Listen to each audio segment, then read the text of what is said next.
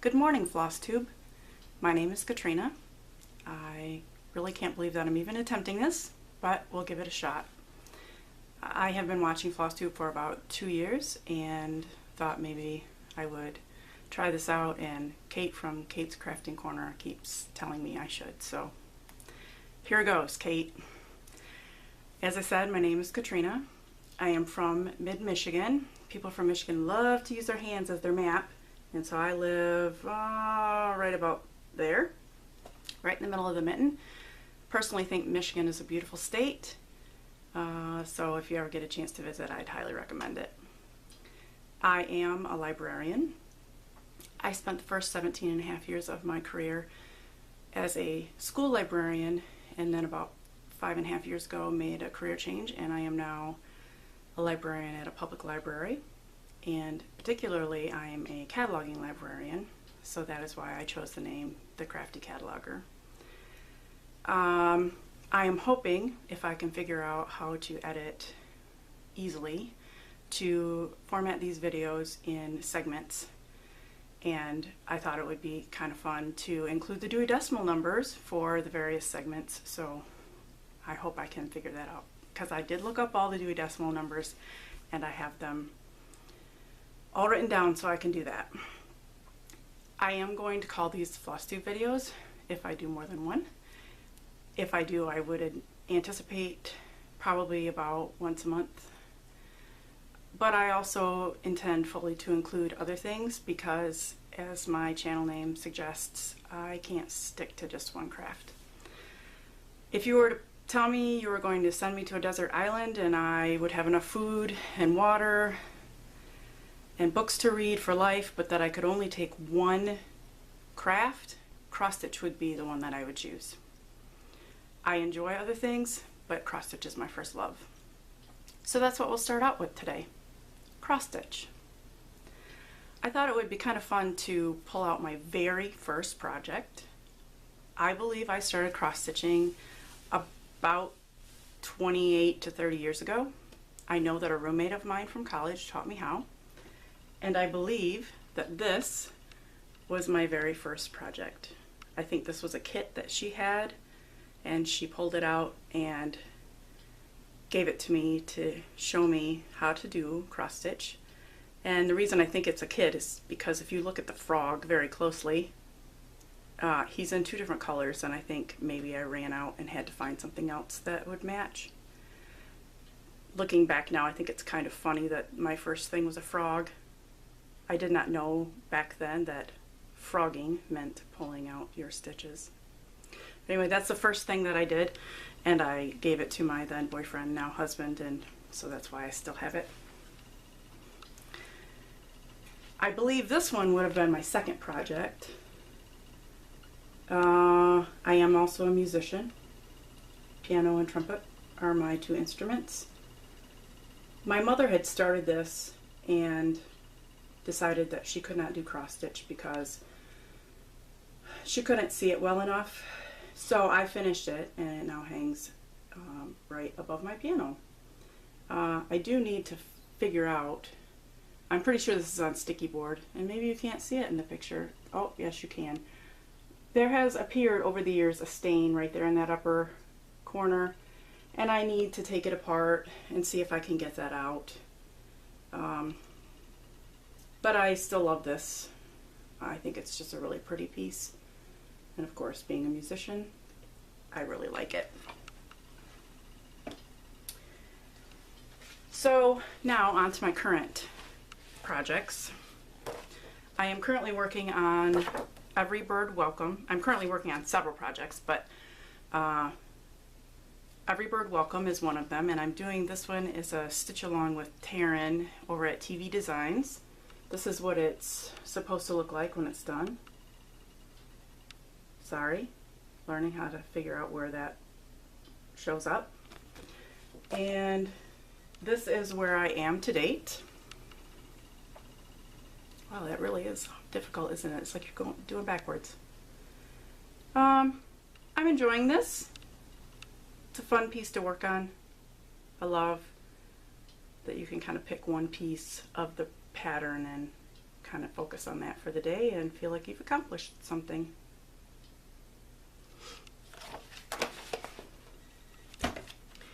Another piece that I'm working on is called Jane Austen's Sampler, and it's supposed to look like this when it's finished. This one I'm doing with the Reading and Stitching group. No, that's not the name of the group. The group is the Jane Austen Stitch Along. Kate from Kate's Crafting Corner and Reading and Stitching is the other person's channel name. They have created a group, and we are doing Jane Austen related pieces and focusing on a different Jane Austen book every 2 months. I believe we are on Northanger Abbey right now, so I need to get on that because I have not done anything Northanger Abbey, but here's where I am to this point. This is not my normal style. I wouldn't say that I normally really get into stamplers too much, but I did like this one. I also have another Jane Austen piece that if I could get this one finished, I would start that one. But that's a nice, this one I'm doing 1/1, which is also not my favorite. I don't know, when you have to frog the 1/1, it just seems a lot more difficult than frogging 2/1, and I don't know why that is. So I kind of just work on those two whenever I feel like it. I do sort of have a rotation, I guess. I can't say I don't. So this is my rotation. I have 2 Heaven and Earth design projects going, and I focus on one each month. So I have, my first one is Mini Village Bookstore. The artwork is by Randall Spangler, and there's a picture of what it would look like when it was finished. Obviously, Bookstore just spoke to me, being a librarian and loving books. And purple. I just really like the purple. So here's where I am on this one so far. I'm on to page 2. This is the second time I've stitched page 1. I started this one on 22 count Hardanger 1/1. I got the full first page done of the full version of this pattern, just Village Bookstore, not Mini Village Bookstore, and decided it was just, I didn't like it. It was too tiny. Again, I did not enjoy the 1/1. So I purchased the mini version and restarted it, and I love the mini version. I'm doing this 2/1 on 18 count, and this is the fabric you can get from Heaven and Earth Designs that has the grid on it, which I really do like. So I work on that one. I work on that one for 1 month, and then I'll switch to my other Heaven and Earth Designs project, which is Mini Deer Creek.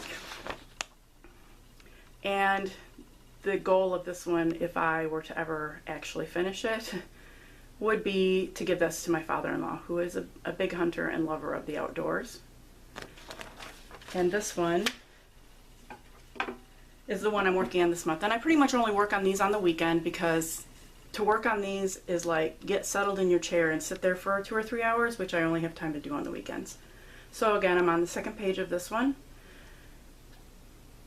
Thanks to Flosstube, I've learned a lot. Never knew about parking. I had always stitched in hand cross country.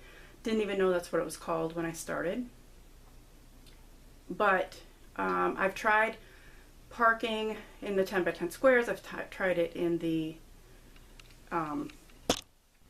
columns. I've tried it in rows. And I've just had a real hard time getting it to work for me. So I've kind of come up with my own modified version of parking. Basically, I start a color and I kind of cross country until I get 2 or 3 rows of 10 down, or in some cases even a little further down, until I feel like, okay, I've gone long enough, and I'll stop, and if I have something left, I'll park it. And then I'll go back and I'll pick another color and I'll fill in. And that seems to work better for me. What I found with cross-country parking, I tried cross-country page by page, and by the time I got down to the last few colors, I just had a really hard time figuring out where I was on the grid, and I felt like it was taking me forever to finish those last stitches because I was having to count so hard to figure out where I was and which one of those really was what color. And so this way it seems to fill in better for me. It just works better for me. Everybody finds their way, and that's what works better for me. When I started the first Heaven and Earth design, I knew right then that because it was full coverage, I would not want to have that be my only project. Before Flosstube, I was pretty much a one project at a time person. The only exception to that would have been at Christmas time, when I usually cross-stitched a small piece for my children's teachers for a Christmas present. And maybe someday I'll show some of those, or at least the patterns. I don't think I have pictures of those anymore, but now I've learned that it's okay to have more than one thing going, but I do like to try to make sure that I'm conscientious and that I'm actually working on them all, because I don't want them to just languish forever. So anyway, I wanted something that wasn't full coverage, and I wanted something that was on bigger fabric. So I chose to do this one, which is called Village Holiday. And this one is a Stitch World X Stitch pattern. It says copyright 1998. And this one is almost finished. In fact, I think if I probably would work on it today, maybe, I could finish it up. I couldn't even tell you really what's left. I'm kind of at the point where I just have to look around and see what pieces are missing. I think it's just some random snow here and there and maybe some random backstitch. I just love that church. I just think it's so cute. My goal is to have this one done so that I can frame it and hang it up this year as part of our Christmas decorations. This one I would have started like in the summer of 2016. So, but I was in no rush. It doesn't bother me that it's taking me this long, because I just would pick away at it. And I would do this one, and my next one would be the ones, along with the first two I showed, would be the ones that I would work on during the week when I just, after work, have time to pick something up for just a few minutes. I don't tend to have a lot of time at night. I work 10-hour days, so by the time I get home and we eat and then I clean up the kitchen and make sure that everything's ready for the next day, I don't have a lot of extra time to do crafty stuff during the week. So then my last cross stitch project, I had seen this one 1,000,001 times on Flosstube, and there's something about that. I love autumn. I love the colors, especially in Michigan. We have a lot of very pretty colors. And there was something about this piece that I just loved, so I finally broke down and bought it. It is a dimensions kit. It's called Glory of Autumn. And I just started this one this summer. So not a ton of progress, but I'm not unhappy with how far I am on this. I love this little camper needle minder that I don't remember who I bought it from, but I did find that person because of Flosstube. We do have a camper and we enjoy going and camping and relaxing in the great outdoors, although many people would call what we do glamping, because air conditioning, running water, you know, it's not really roughing it by any means. Okay, so now let's talk about some of my other crafts. Let's see, first up, quilting. I have, in the last couple of years, begun to learn to quilt. My mother, when she retired, took up quilting. She's always been a seamstress, but she really got into quilting once she retired, and so I thought it would be fun to do that and have some time to do something with my mom. My mom lives 2.5 hours away, so I don't see her an awful lot, but you know, we get together once in a while and do stuff. So the quilt I'm currently working on right now is called a cubbyhole quilt. I think these are all supposed to look like cubby holes. I only have currently one row done, like put together, but I have all of the squares done. I just have to square them up, sew them together into rows, and then sew the rows together. I actually have about 4 more rows all squared up and ready to be sewn together. I'm kind of hoping that maybe today I will sit down and do that. While I find this kind of fun, it's not my favorite hobby.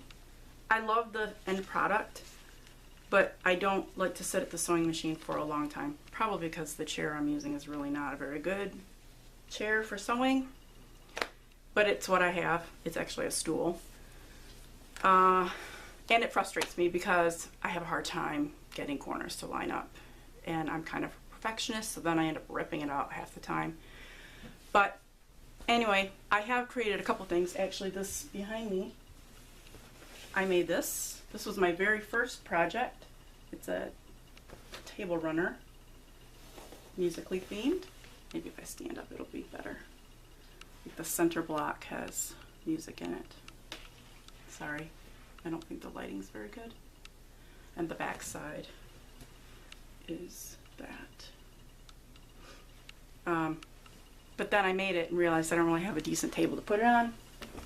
So it lives on top of this fireplace in our bedroom. Next up, paper crafting. I don't have anything to show right now. Paper crafting is something that I kind of do begrudgingly. I like it, but yet it frustrates me, and I'm always feeling like I'm making a card because I have to get it out in the mail tomorrow. But I don't have anything right now, so we won't show anything. Then, thanks to Caroline over at Off the Grid Needle Arts and her videos to teach Ginger Gerald, how to knit, I have been teaching myself to knit, and I'm currently working on two projects. This one is going to be a baby blanket. I thought it was really pretty with these, oh, it's going to blow out on me. They're called feather and fans, and I think they're really pretty. I'm making this for a coworker who is expecting a baby. Hopefully I'll get it done in time. And then my other knitting project is a shawl. This pattern is called Cockleshell Hero. You can see the edging has these. I think this is definitely one. I have not had to block anything yet, but I can definitely see where blocking is going to be important to make this shawl look the way it needs to look. I love this purple and gray and white fabric. Here is a picture of what the shawl is supposed to look like, although I anticipate wearing it more like a cowl, I guess. We'll see how that goes. But it's been fun to work on, and I am more than 2/3 of the way done with this, so I'm hoping to have it done soon. And then last but not least, I would like to also include a little segment on what I'm reading. I do not read as much as I would like to. Common myth, librarians really don't get to read that much. What I spend my day reading is the fine print in the front of the book that tells you the copyright date and who published it and all that good stuff, but that's not the fun stuff to read. I do a lot of audiobooks because I drive quite a ways to work. I'm currently listening to The Rosie Effect by Graham Simpson, and this is the sequel to The Rosie Project. I just finished The Rosie Project yesterday, and I did enjoy it. I will say that 90% or more of what I read is Christian fiction or Christian historical fiction. This is definitely not, and if you absolutely cannot handle the occasional swear word, this would not be the book for you, but you know, I don't like them, but I can handle them. But this is a fun story, and I would recommend it. I like the audio too because the narrator has an Australian accent, which is appropriate because the characters are from Australia, and that's just fun to listen to. The book that I'm reading in print right now is Out of the Ashes by Tracy Peterson. I finished book 1 also over the weekend, and I started this one, and book 1 was very good, and I enjoy this one so far as well. So if you enjoy Tracy Peterson, I think that you would enjoy this one. And it's always really interesting to read a story that's set in history in another place. And so it's I enjoy reading about Alaska and about the time period in history. I believe this is in the no, not 1925 is when this one starts. So, I mean, the last book had President McKinley in it, and so it's just kind of interesting. But anyway, that's my current read, and I guess that's just about it.